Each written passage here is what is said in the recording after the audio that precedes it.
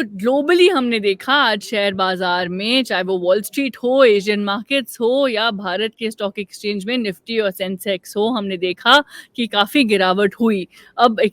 जो हमने स्टडी किया है अभी तक वो ये है कि जो यूएस इन्वेस्टर्स हैं, उनकी नर्वसनेस की वजह से वॉल स्ट्रीट में ये टेंशन आई और वॉल स्ट्रीट में गिरावट हुई और इसीलिए एशियन मार्केट्स और भारत की मार्केट्स में भी वीक ट्रेड हुई। लेकिन आने वाले समय में क्या जियोपॉलिटिकल टेंशन्स की वजह से भारत की स्टॉक मार्केट्स और भी वॉलेटाइल हो सकती हैं या नहीं, ये सारी बातें समझने के लिए हमारे साथ हैं अमरीश बालेगा, ये मार्केट वेटरन हैं, मार्केट एक्सपर्ट हैं। बहुत धन्यवाद आपके समय के लिए। सबसे पहले तो आज जो हुआ मार्केट्स में वो क्यों हुआ? याद रखिए हमने कल ही रिकॉर्ड हाई देखा था, हमने कल ही देखा था कि निफ्टी ने पहली बार वो 25,000 का लेवल पार किया और सेंसेक्स ने पहली बार 82,000 का लेवल पार किया और आज इतना ही गिरावट देख लिया हमने तो जो लोग ये समझना चाहते हैं कि 2 दिनों में इतनी ड्रामेटिक मूवमेंट हुई है स्टॉक मार्केट्स में, उनको आप क्या कहेंगे? देखिए जो मेजर इवेंट हुआ है वो मिडल ईस्ट का जो क्राइसिस अभी हम लोग देखा है कल कल रात से हम लोग सुन रहे हैं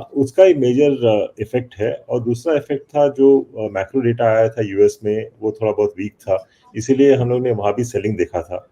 पर ये जो टेंशन्स है ये यहाँ से और भी आगे बढ़ते हैं या यहाँ से इंक्रीज होता है ये तो बोलना अभी मुश्किल है क्योंकि हम लोग ने लास्ट इतने बार देखा है कि टेंशन्स हुए हैं but it got sorted out तो इस बार भी होप है कि इट गेट सॉर्टेड आउट पर एज ऑफ नाउ ये बोलना काफी मुश्किल है इसीलिए हम लोगों ने देखा है कि मार्केट गैप डाउन खुले थे पर एटलीस्ट एक अच्छा बात है इंडियन मार्केट्स में कि एटलीस्ट उस लेवल पे होल्ड कर रहा है वहां से ज्यादा गिर नहीं रहा है तो अभी देखना पड़ेगा कि वेदर द टेंशन इंक्रीज और नॉट पर एक ही बात मैं बोलूंगा कि जो इन्वेस्टर्स जिन्होंने ज्यादा प्रॉफिट अभी तक बुक नहीं किए हैं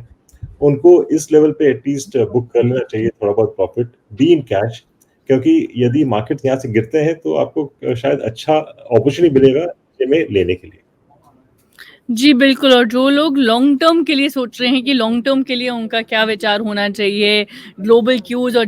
पॉलिटिक्स का क्या असर हो सकता है। भारत की इकोनॉमी जैसे कि आपने कहा स्ट्रॉन्ग है, लेकिन मार्केट्स क्या रेज़िलिएंट रहेंगी, स्ट्रॉन्ग रह पाएँगी चाहे पूरे विश्व में जो भी हो, आप क्या कहना चाहेंगे?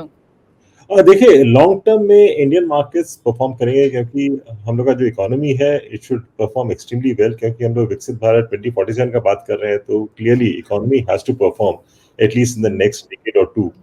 पर ये बात नहीं है कि क्योंकि इकोनॉमी परफॉर्म कर रहा है markets will move up one way वैसे कभी होता नहीं है हम लोग वॉलेटिलिटी देखते हैं मार्केट्स में काफी अच्छा करेक्शन भी देखते हैं बीच में तो यदि कैश हाथ में है तो वी कैन यूटिलाइज जो मार्केट की गिरावट है वो यूटिलाइज कर सकते हैं हम लोग का जो रिटर्न्स है वो इम्प्रूव कर सकते हैं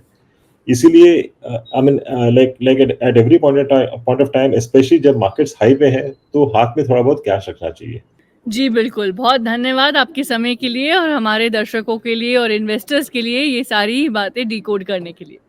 थैंक यू